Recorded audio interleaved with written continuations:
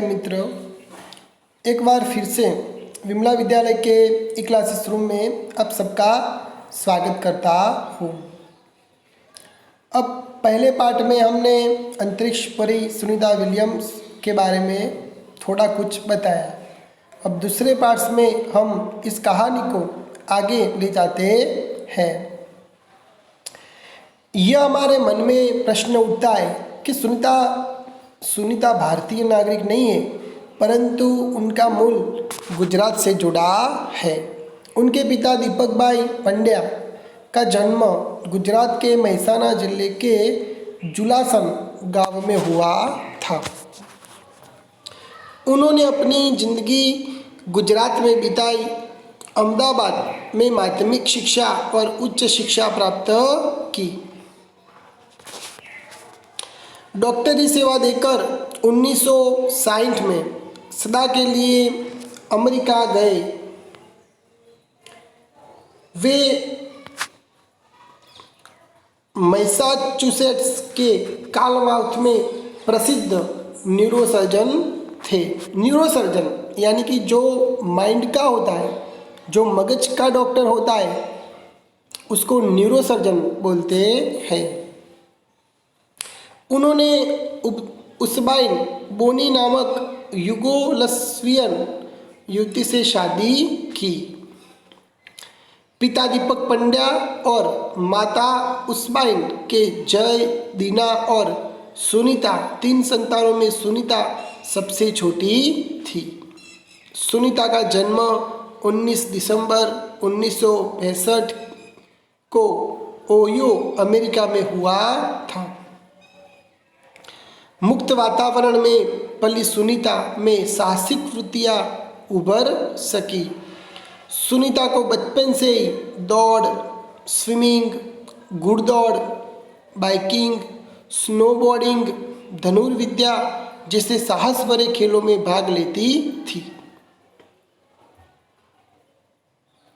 दौड़ का तो आपको पता ही है। स्विमिंग यानी कि पानी में तैरना, घुड़दौड़ तो कि घोड़े की सवारी, बाइकिंग तो बाइक चलाना, स्नोबोर्डिंग तो जो बर्फ होता है तो बर्फ पर चलना, धनुर्विद्या तो धनुर्विद्या के बारे में भी आप जानते हो।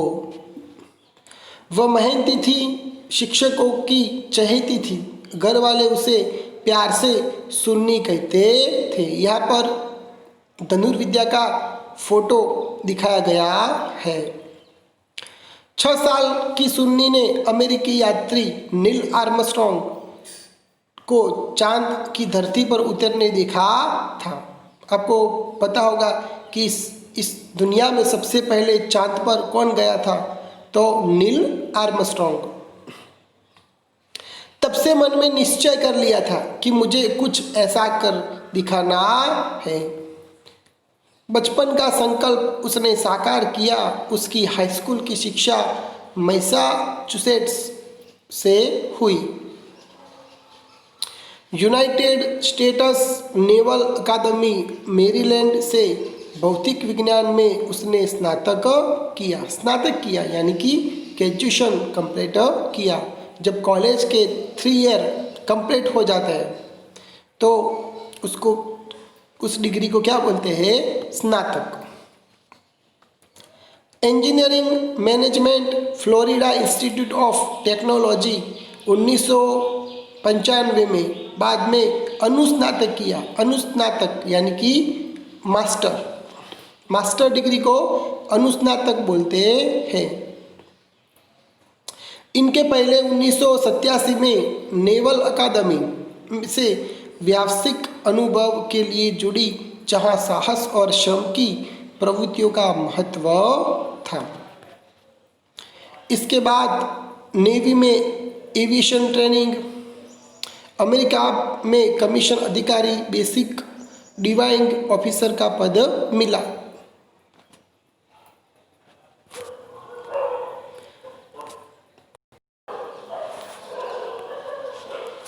हेलीकॉप्टर प्रशिक्षण प्राप्त किया। प्रशिक्षण के बाद ऑफिसर इंचार्ज बन गई। सुनीता को United States naval test pilot course के लिए चयनित किया गया यानी कि पसंद किया गया। पायलट बनने की सिद्धि को प्रथम कदम माना। अंतरिक्ष पर जाने की उसकी तीव्र इच्छा थी। तीव्र यानी कि बहुत ज़्यादा, इसलिए हिम्मत नहीं हारी और नासा जाने में सफल हुई। तब से आज तक सुनीता नासा में कार्यरत है। नासा तो जो अवकाशी संबंधी जो स्पेस स्टेशन है वो उसका नाम है नासा, और वो कहाँ पर है तो वो अमेरिका में है। इसलिए हिम्मत नहीं हारी और नासा जाने में सफल हुई। तब से आज तक सुनीता नासा में कार्यरत है। अंतरिक्ष परी सुनीता विलियम्स तो 1998 में अंतरिक्ष यात्री कार्यक्रम में द्वितीय प्रयास में चयन हुआ। दुनिया में हजारों वैज्ञानिक और पायलट है, पर अंतरिक्ष यात्री केवल कितने हैं? सिर्फ 100 है, क्योंकि अंतरिक्ष में जाना खतरे से कम नहीं है। 1998 में अंतरिक्ष यात्री कार्यक्रम में द्वितीय प्रयास में उसका चयन हुआ। सुनीता ने खास मित्र और सहाध्यायी यानी कि उसके साथ रहने वाला माइकल विलियम्स से शादी की और सुनीता पंड्या से सुनीता विलियम्स बनी।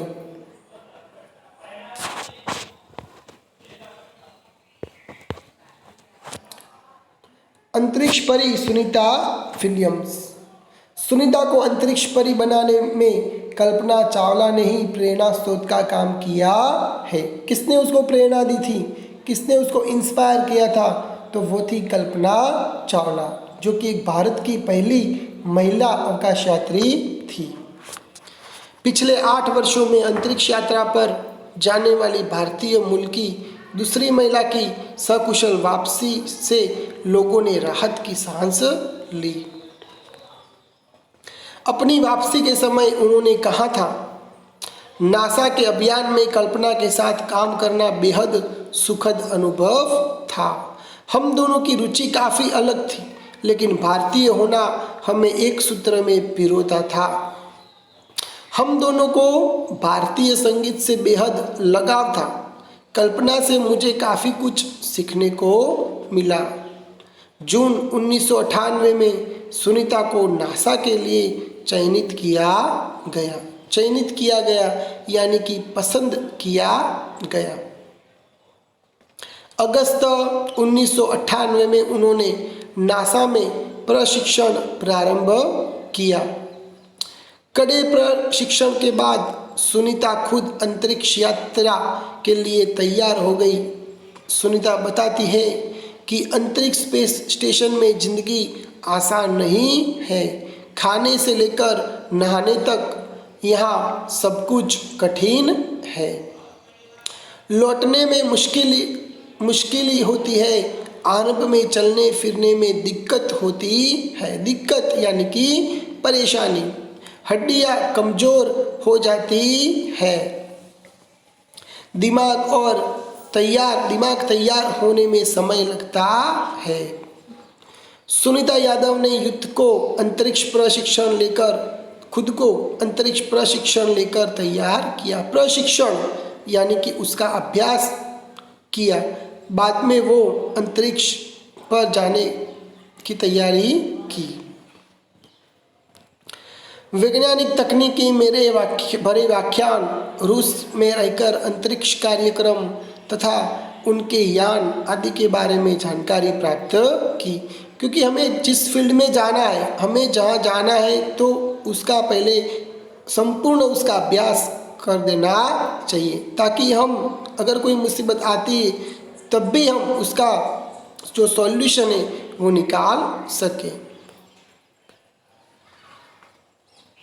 वैज्ञानिक तकनीकी बड़े व्याख्यान, रूस में रहकर अंतरिक्ष कार्यक्रम तथा उनके यान आदि के बारे में जानकारी प्राप्त की। उनके गोताखोरी में अनुभव होने वाले भारहीनता से स्पेस वॉक प्रशिक्षण में सहायता प्रदान की। अंतरिक्ष यात्रा के संदर्भ में बहुत सी वैज्ञानिक जानकारियां और मुश्किलों के बारे में उन्होंने जाना। वे अंतरिक्ष के संभावित खतरों से खेलने के लिए पूर्णतः तैयार हो चुकी थी। सुनीता पूरी तैयारी के लिए 9 दिन पानी के अंदर भी रही। प्रशिक्षण खत्म होने में करीब 8 साल लगे। कितने साल? 8 साल। डिस्कवरी अभियान फ्लोरिडा से केनेडी स्पेस सेंटर से फ्लाइट इंजीनियर के तौर पर डिस्कवरी मिशन में शामिल होने के बाद 10 दिसंबर 2007 अटलांटिस अंतरिक्ष यान से सुनीता स्पेस स्टेशन पहुंची। 17 दिसंबर को अंतरिक्ष में चहलकदमी की। पृथ्वी से 360 किलोमीटर की दूरी पर कक्षा में स्थिर अंतर्राष्ट्रीय अंतरिक्ष स्टेशन की गति प्रति घंटे 27,744 किलोमीटर की थी।